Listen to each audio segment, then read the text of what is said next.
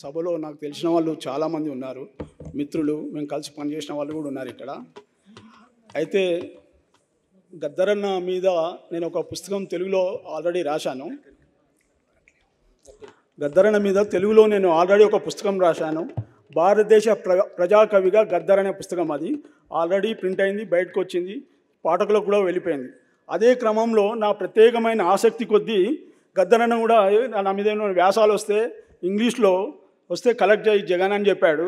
ఎందుకు చెప్పాడంటే నేను రీసెర్చ్ స్కాలర్ని, ఇట్లా వ్యాసాలను ఎట్లా కలెక్ట్ చేయాలనో నాకు తెలుసు అనుకుని ఆయన ఆ బాధ్యత అప్పచెప్తే ఆయన బతుకున్నప్పుడే నేను అవి కలెక్ట్ చేసి ఈ పుస్తకాన్ని డమ్మీ కాపీగా, ప్రింటెడ్ వర్షన్ కాకుండా జిరాక్స్ కాపీలను తీసి ఆయనకు ఇవ్వడం జరిగింది. అయితే అది పుస్తకం రూపంలో రాలేదు. ఈ మధ్య ఫౌండేషన్ ఏర్పడిన తర్వాత మన సూర్యం ఉండి మనం జగన్ ఆ పుస్తకం తీసుకొద్దాము, నీ దగ్గర సాఫ్ట్ కాపీ ఉంటే మాకు ఇవ్వాలి అని అంటే నేను మళ్ళీ దాన్ని బైండింగ్ చేయించి కొద్దిగా దీన్ని లేఅవుట్ సెట్ చేసి ఈ పుస్తకాన్ని తీసుకొచ్చాను. దీని ప్రత్యేకత ఏంటంటే మొత్తం భారతదేశంలోనే ఆశ్చర్యపోతారు మనం మీకు తెలిస్తే, మొత్తం భారతదేశంలో నాకు తెలిసి ఇప్పటి వరకు నేను హిందీ సాహిత్యంతో, ఇంగ్లీష్ సాహిత్యంతో, ఉత్తర సాహిత్యంతో కొద్దిగా పరిచయం ఉన్నవాన్ని గట్టిగా చెప్పుకోగలను. కాబట్టి ఈవెన్ ముఖేష్ లాంటి సినీ గాయకులు, ఇంకెవరైనా హిందీ గాయకులు చాలామంది ఉన్నారు కదా, రఫీ లాంటి వాళ్ళు, ఇట్లా చాలామంది గాయకులు ఉన్నారు కదా, వాళ్ళ బయోగ్రఫీలు మాత్రమే వచ్చినాయి, కొన్ని వ్యాసాలు అక్కడక్కడ వచ్చిన సందర్భాలు ఉన్నాయి.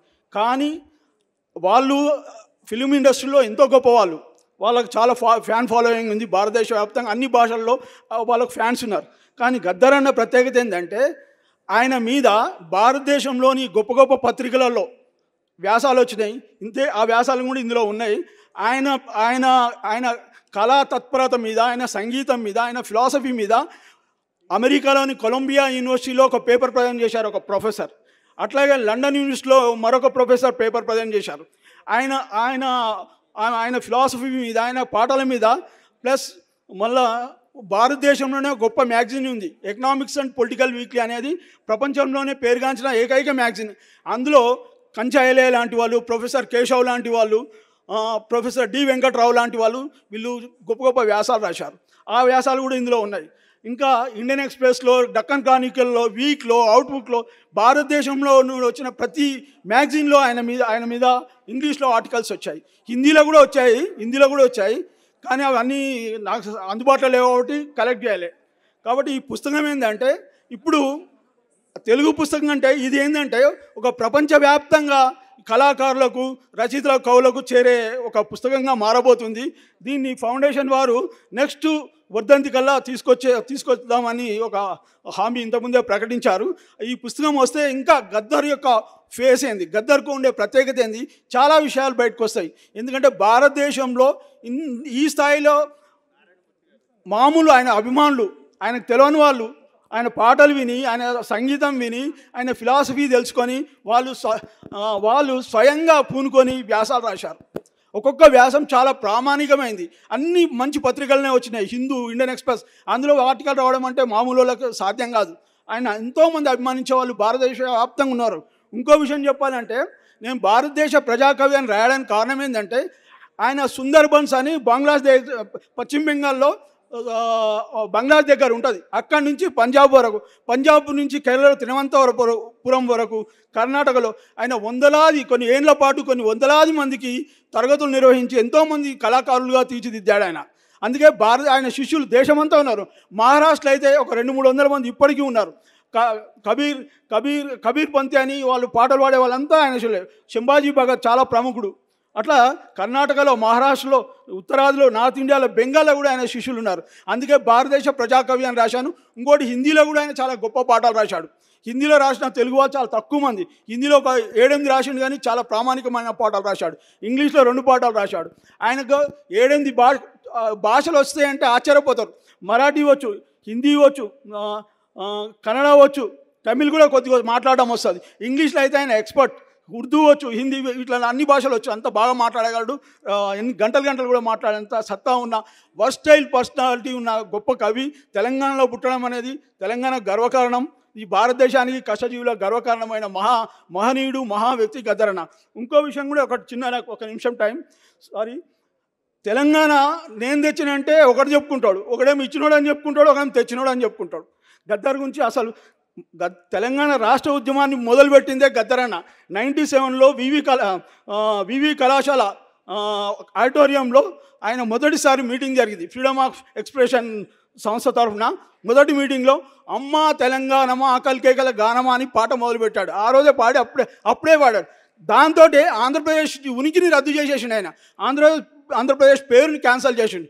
అమ్మా తెలంగాణమా ఆకలి కేకల గానమా అన్నాడు.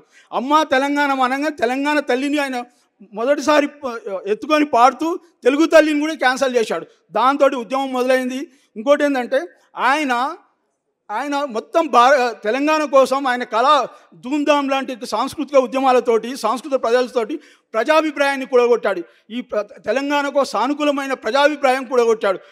అప్పటి వరకు తెలంగాణలో పరిస్థితి ఏంటంటే ఒక రాజకీయ నాయకుడు కానీ ఒక సర్పంచ్ కానీ ఎవరికి పెద్ద సామాజిక ప్రతిపత్తి కానీ 10 మంది ప్రజల్ని కూడగట్టే పరిస్థితి లేదు. అంత సంక్షోభం అయిపోయింది. తెలంగాణ వాడంటే నక్సలైట్, తెలంగాణ వాడంటే ఇన్ఫార్మర్, తెలంగాణ అంటే భూస్వామి, తెలంగాణ వాడంటే లంపెర్, పని మనుషులు, ఇట్లా ఒక ఐడెంటిటీ లేదు తెలంగాణ మనిషికి. అది తెలంగాణలో ఒక సమాజం ఉందని కూడా లేదు. అటువంటి టైంలో గద్దరన్న అడుగుపెట్టి అమ్మా తెలంగాణమా ఆకలి కాకల గానమా అని పాట పాడుతూ ఇక్కడ స్థానిక చరిత్రని చెప్తూ ఉద్యమంలోకి దిగడంతో ఆయనకుండే పలుకుబడి ప్రతీక్షతోటి లక్షలాది మంది తెలంగాణకు సానుకూలంగా మారి కదలడం మొదలుపెట్టారు.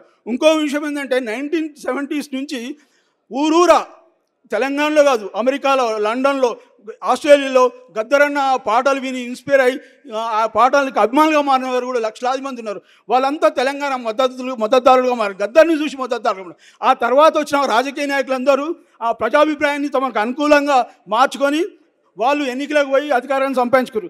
గద్దరన్నకు ఆ దృష్టి లేదు. ఎందుకంటే ఆయన ఒక విప్లవ రాజకీయాల ప్రగతిశీల రాజకీయాల నేపథ్యం నుండి వచ్చిన వ్యక్తి కాబట్టి ఆయనకు అధికార యావ అటువంటి లేదు. ఉంటే ఆయన కూడా గొప్ప నాయకుడు అయ్యేవాడు, అది వేరే విషయం. కానీ ఎవరైనా ఇప్పటి నుంచి నేను జై తెలంగాణ అప్పుడు జై గద్దర్ అని కూడా అనాల్సిందే. గద్దర్ వల్ల తెలంగాణ రాష్ట్రం సిద్ధమైంది. కేంద్ర ప్రభుత్వం ఇంటెలిజెన్స్ రిపోర్ట్ వల్ల తెలంగాణలో బలమైన ప్రజా అభిప్రాయం ఉంది, తెలంగాణకు అనుకూలంగా ఉందని కేంద్ర ప్రభుత్వం తెలుసుకొని అంబేద్కర్ రాజ్యాంగంలో రాసిన ఆర్టికల్ 3 ప్రకారం మనకు తెలంగాణ రాష్ట్రం వచ్చింది. ఇచ్చినోడు లేడు, తెచ్చినోడు లేడు. ఎందుకంటే ప్రజాభిప్రాయం ప్రామాణికంగా తీసుకుంది అప్పుడు ప్రభుత్వం. హోమ్ డిపార్ట్మెంట్ ఏ ఉద్యమానికైనా ప్రామాణికంగా తీసుకొని వాళ్ళు హోమ్ డిపార్ట్మెంట్ క్లియరెన్స్ ఇస్తేనే రాష్ట్రం ఏర్పడుతుంది, అంతవరకు ఏర్పడదు. ఇక్కడ హోమ్ డిపార్ట్మెంట్ క్లియరెన్స్ ఇచ్చింది. ఎందుకంటే ఇక్కడ బలమైన ప్రజాభిప్రాయం అన్ని వర్గాల్లో ఉంది తెలంగాణలో. దాంతో తెలంగాణ రాష్ట్రం ఏర్పడ్డది. జై తెలంగాణ, జై గద్దరన్న. మీరు గద్దరన్న ఇంకోటి, గద్దరన్న మరణం కూడా ఆయన తెలంగాణను ఎత్తుకోవడం వల్లనే ఆయన మీద కాల్పులు జరిపింది. ఆ రోజుల్లో గ్లోబలైజేషన్ సందర్భంలో చంద్రబాబు ప్రభుత్వం గద్దర్ని ఒక థ్రెట్, తమ ప్రైవేటీకరణకు థ్రెట్గా భావించి ఆయన మీద కాల్పులు జరిపించింది. ఇంకో విషయం, మొన్న ఆయన మరణించడానికి కారణం కూడా ఆయన శరీరంలో ఉండే 3 బుల్లెట్లు కారణం. తెలంగాణ రాష్ట్రం వల్ల ఆయన ప్రాణం పోయింది. ఎంతో బాధలు పడ్డాడు, ఎన్నో ఇబ్బందులు పడ్డాడు. ఆఖరికి ఆయన దాన్ని ఏమంటారు, ఒక భయంకరమైన దుస్థితిలో చనిపోవాల్సి వచ్చింది. ఆసుపత్రిలో తనకు బతికొస్తాడు అనుకున్న మనిషి ఆ బుల్లెట్ల వల్ల, అవి పుండుగా మారడం వల్ల, అవి చేసిన రంధ్రాలు పుండుగా మారడం వల్ల ఆయన కాలం చేయాల్సి వచ్చిన దుస్థితి ఏర్పడ్డది. కాబట్టి తెలంగాణ వల్లనే, గద్దరన్న వల్లనే తెలంగాణ రాష్ట్రం సిద్ధించింది. నా పుస్తకంలో నేను చాలా స్పష్టంగా చాలా విషయాలు రాసిన నేను. కాబట్టి మిత్రులారా, ఇప్పటి నుంచి ఎవరైనా అంటే ఇది మనం ఖచ్చితంగా ప్రతి ఆయన బర్త్డే నాడో వర్ధంతి నాడో తెలంగాణ రాష్ట్రం ఏర్పడే రోజు ఖచ్చితంగా ఆయన మీద కూడా మనం సంస్మరణ సభ పెట్టాల్సిందిగా ఈ నిర్వాహకుల్ని, ఫౌండేషన్ వాళ్ళని కోరుతున్నాను. ఈ అవకాశం ఇచ్చినందుకు నేను ముగిస్తున్నాను. థ్యాంక్ యూ జగన్ రెడ్డి అన్న.